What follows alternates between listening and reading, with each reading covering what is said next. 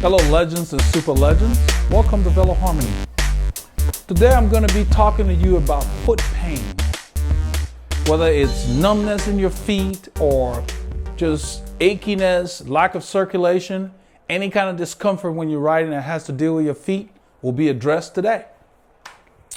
I had a couple of legends on the channel that provided comments, and they, one of them talked about, well, this would be a good topic. I went and looked in the archives.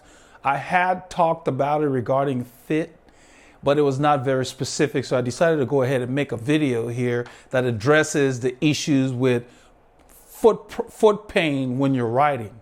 Now, they're caused by many things. Of course, it has to do with your fit, like most things. Fit being a science.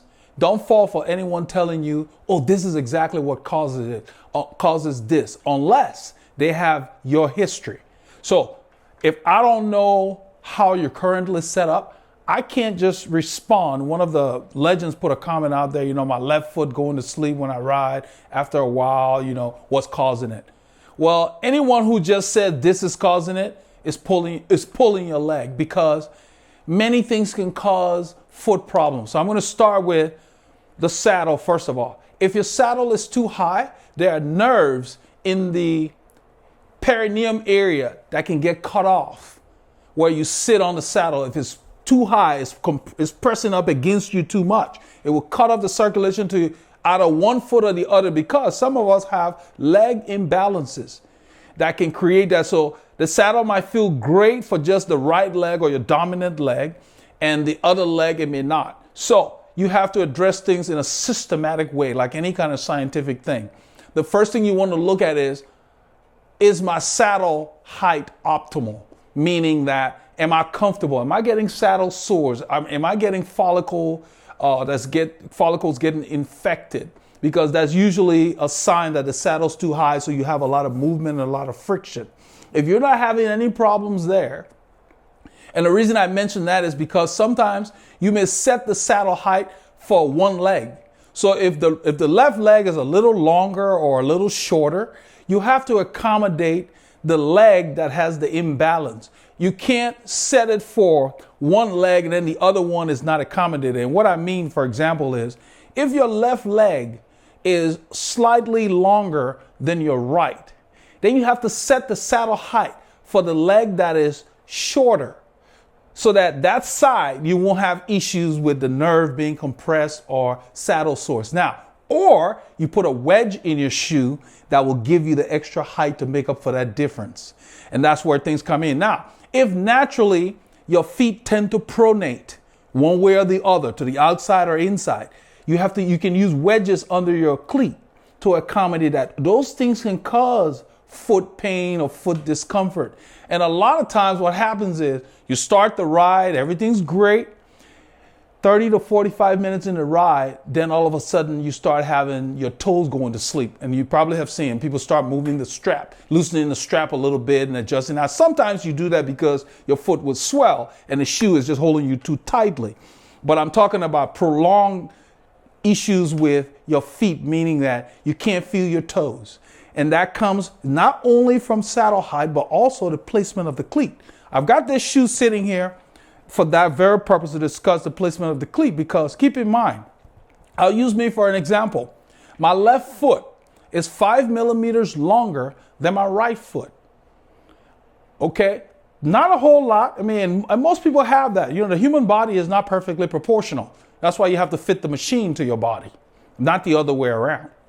So, being that my left foot is longer than my right, and my right foot is my dominant. I'm dominant on the right side. My right hand, I'm dominant on the right side. So when I set my cleat position and I put my foot in the shoe, when this is set, it's in a different spot on my shoe than the left. So the left, I have to move, because my left foot is longer, there's a tendency of my left foot to be further up in the shoe when the cleat is in the same spot. Now, it's not an issue if I'm just wearing regular shoes. My foot automatically goes into the sole, basically in the arch of the shoe perfectly, and it just fits there. But when you have cleats It's a fixed point that basically locks you in the pedal. So if that cleat is in the wrong position, what ends up happening is your foot may want to be here, but then the cleat will place the shoe here. So then what ends up happening is when you're riding, you have a tendency to, you keep moving your foot back because you want the ball of your foot to fit in this part of the shoe, but it's sitting up here to where you're further up in the shoe. So it's not in the right spot. So you're constantly moving your feet. If you don't address that, you're putting pressure on the wrong part of your foot when you pedal. And eventually, because of the circulation to your toe, it might just be sometimes one toe, like the toe before the baby toe. You know, it's odd. It's hard to tell exactly which one will be affected, but you just get this feeling that there's no circulation in your foot, and it's very uncomfortable.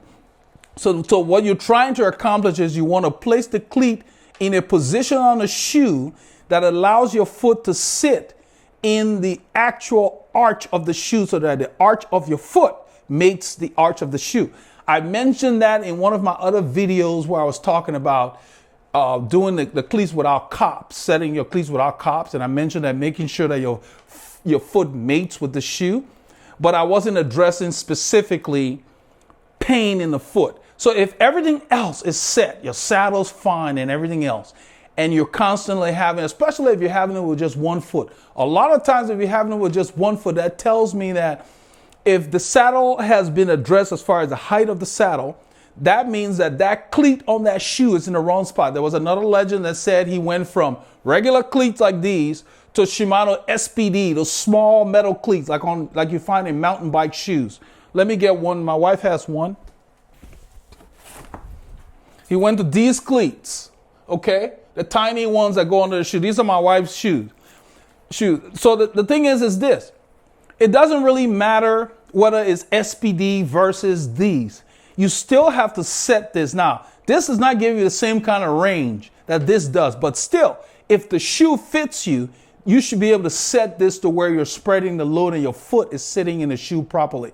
So this legend has said that he went to SPD and he's having problems with, I think he said his back was hurting, and so he was having different issues other than just foot, and just his foot bothering him. So I told him, I said, well, whenever you change shoes or you change pedal systems, you got to revisit your entire fit because you've made a lot of changes. That's why I recommend that people make little changes. You know, you can't have a fit and then make a drastic change going from a shoe like this to a shoe like this in a different pedal system. You have to go back and check everything and make sure you're within the parameters of your fit. That's something I just wanted to address. So let me come back to foot pain. So if you're riding down the road, your saddle's fine and everything, and you're finding that after 30 to 45 minutes or an hour, you start having foot discomfort, focus on that foot and focus on where the cleat is, meaning, do I find myself moving my foot in the shoe forward for it to feel good, or in the shoe backward for it to feel good? Or does my foot just doesn't want to move at all? If your foot is not moving at all, that means it's happy where it is. So maybe the shoe's too tight. But chances are your foot is either too far forward, so you're trying to move it back. Well, if you're trying to move your foot back in the shoe, like the example I did with my left foot being too long, my left foot longer than my right, my cleat on my left shoe is about 3 to 4 millimeters further back than my right shoe to accommodate that, because by placing it further back, that allows my foot to be in the same spot in the shoe when I clip in. Since you're locking in, the cleat restricts you to where you can place your foot in the shoe. It would be different if you were just riding with clipless pedals.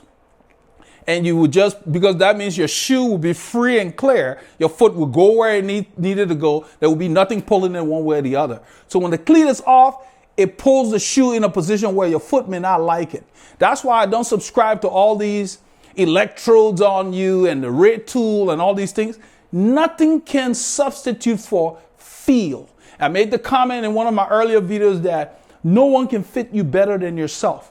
Experienced fitters will talk to you. They'll watch you and see how you look, because from a general standpoint, we can tell whether your hips are moving or how comfortable you look. And then we know what questions to ask to get you there. But your feedback, pinpoints things. But you need someone to ask you the right question. You have to know what questions to ask.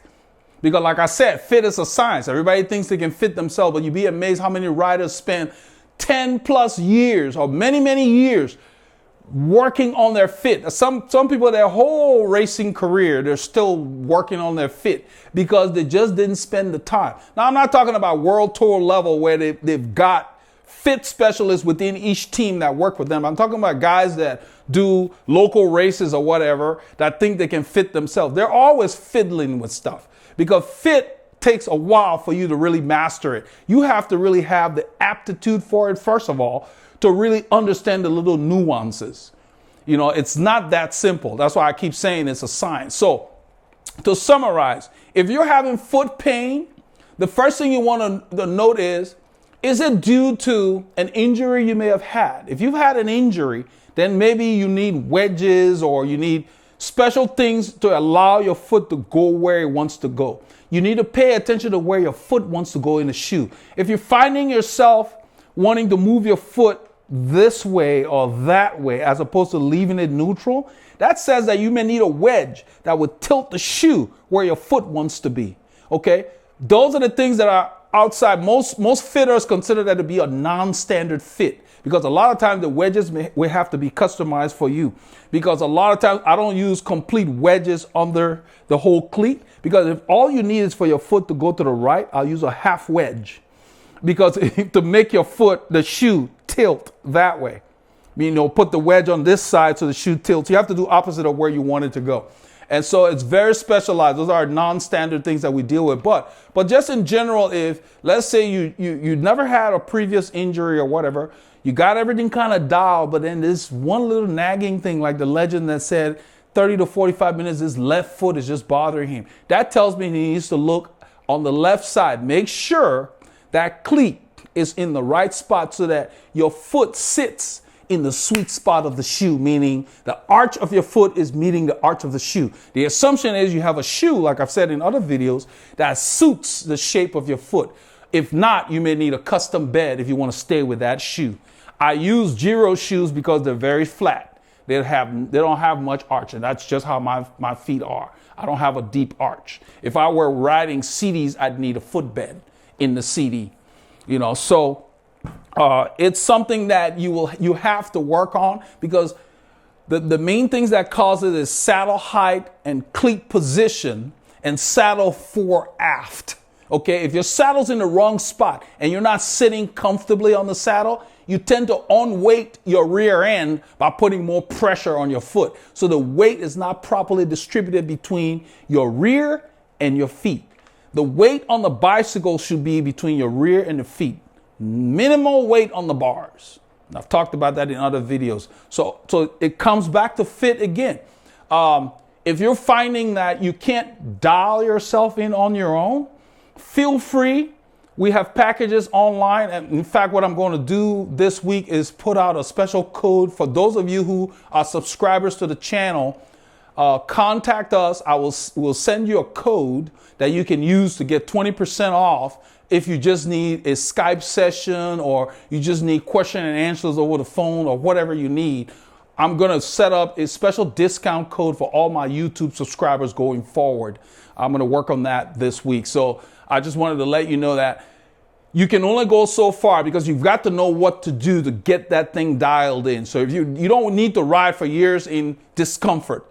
Riders who are fitted don't have any discomfort. I can ride 8 hours on the bike or more, no problem. Okay, granted, you have to build up to it. You don't just start out and go do that many hours. But I'm just saying 1 to 2 hours on the bike, 3 hours on the bike should be no big deal. You should not be uncomfortable.